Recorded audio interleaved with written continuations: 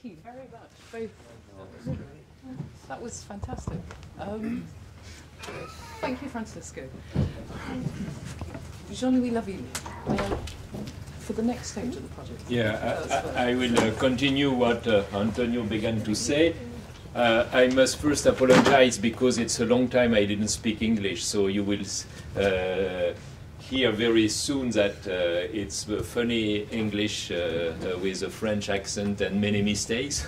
But I will try to focus on a few points very schematically, just to engage the discussion. First, as Antonio said, this collective work was beginning at World Social Forum in 2002.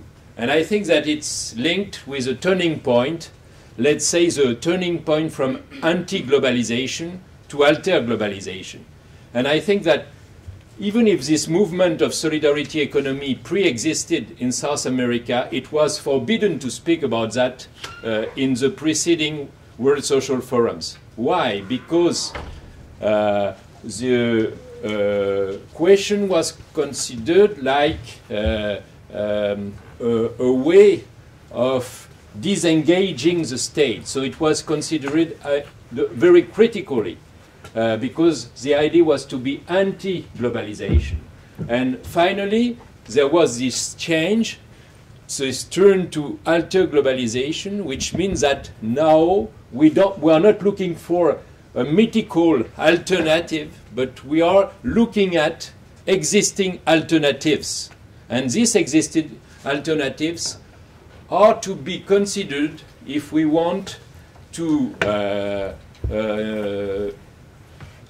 have another world possible, another possible world, as it was said in the slogan of alter globalization. So at this moment, it's first time we could talk at the World Social Forum of what is happening in Europe and in South America about these new forms of economies. And they were not only considered critically, but also with an interest, a new interest. And I think that it was in this moment that the work was beginning.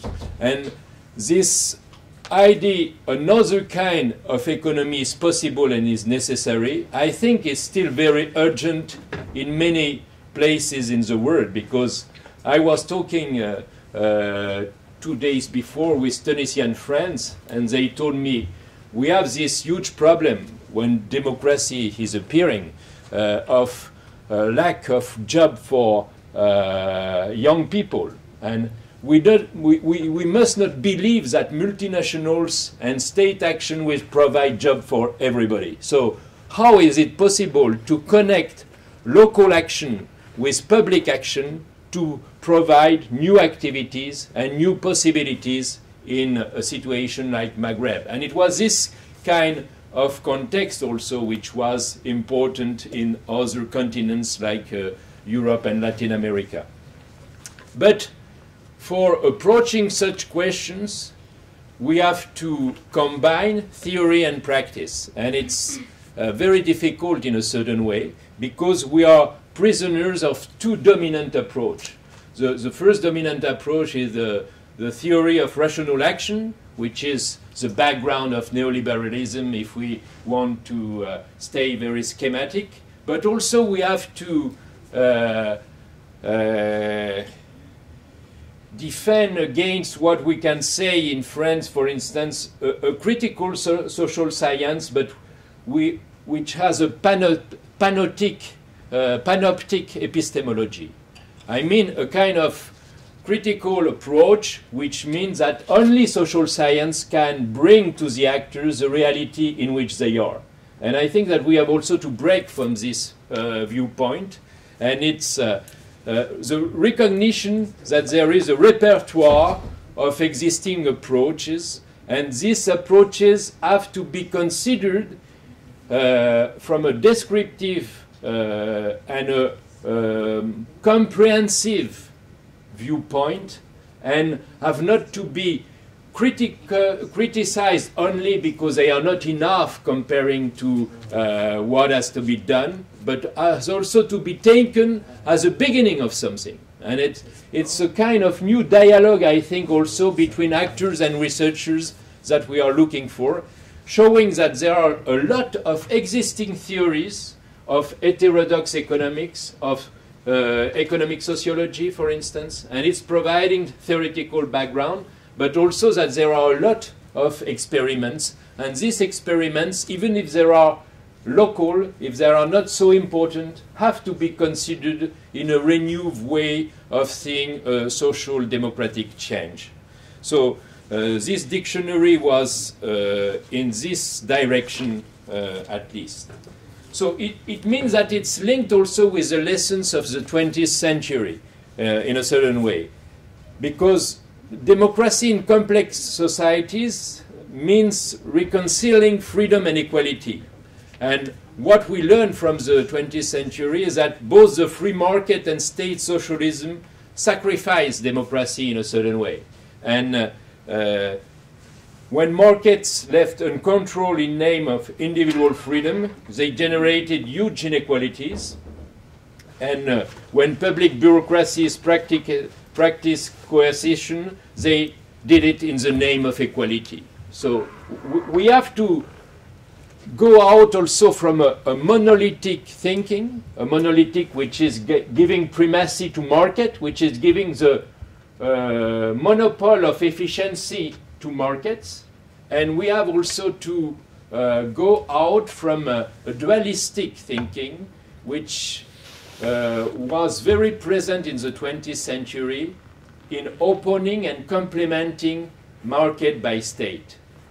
And I think that we have to introduce this more complex analysis referring to these several pillars in societies. So we introduce this third pillar like NGOs, like third sector we spoke about, and we don't consider that it's a special sector, but it's more intertwined with market and state, and we have to understand better what are the interrelation between market and state and what we call sometimes third sector.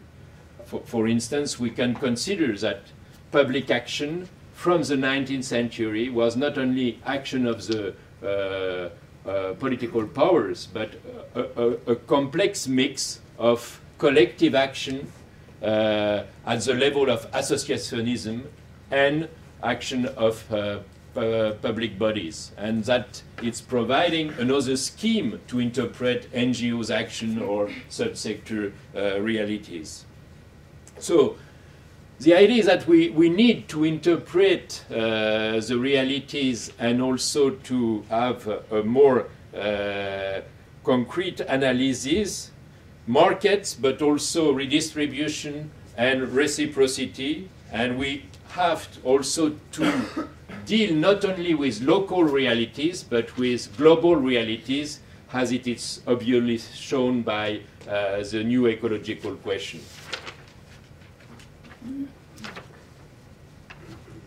So we must also avoid the pitfall of current progressive politics. I mean that we have a strong tradition, especially in Europe, of what we call social democracy. And it was turning in the last decades to social liberalism. So the difference between liberalism and social liberalism is not so great. And in the meantime, the far left wants to break with capitalism, but has not defined program to see what is a transition from capitalism to post-capitalism, for instance. And this question of transition, I think it can be approached through also the role of this different alternative practice we mentioned. So it means that we take our inspiration from authors which were already mentioned, like Polanyi and Mauss, for instance, because we think that these two emblematic authors converge around the conception of economy and society, but also converge about their conception of social change. First, I think that Polanyi and Mauss converged, consider that there is, in the orthodox economics, a big reductionism. A big reductionism which can be summarized in 3 points, for instance. First, that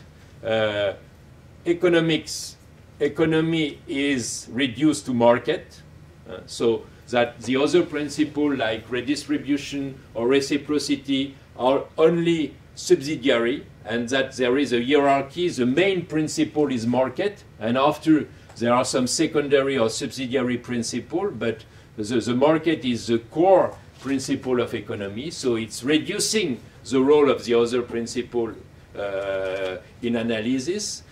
Second, that the fact that market itself is reduced to self-regulated market. So it means that it's reduced to an abstract formal model, and it's not taking in account the reality of the markets, which are social and institutional construction, which are evoluting, which are also linked with an institutional and legal framework, and they are reducing also enterprises to capitalist enterprises, and as Mauss shows very obviously, there is a long story of enterprise, modern enterprise, which are not capitalist enterprise. So there is a reductionism, and I think that David was a little speaking about that when he said that a part of the reality is made invisible by the dominant theories. So the process of the dictionary of the human economy is to visibilize what already exists, but what we cannot see with the glasses of dominant and orthodox approaches. And according to the concept of social change, I will just quote a final sentence by Mauss. He said that we are committed to social democratic change, but by no means committed to revolutionary or radical alternative to brutal choice between two contradictory forms of society.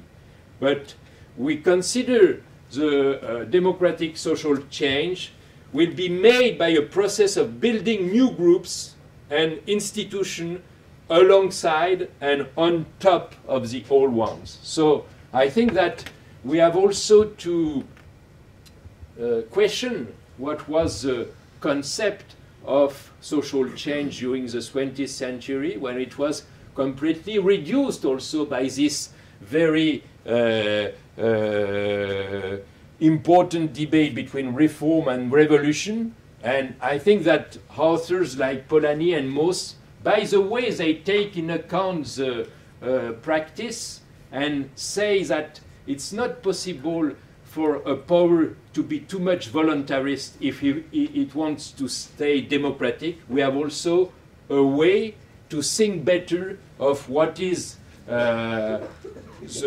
what are the key elements for new relations between economy and society, because we consider that for democratizing society today it's necessary to democratize economy, but we have also some elements to think in more relevant terms, I think, what is a social democratic change. So there are a few choices that I think are representative of the collective work we engage, and also linked to our predecessor like Mauss and Polanyi. Thank you.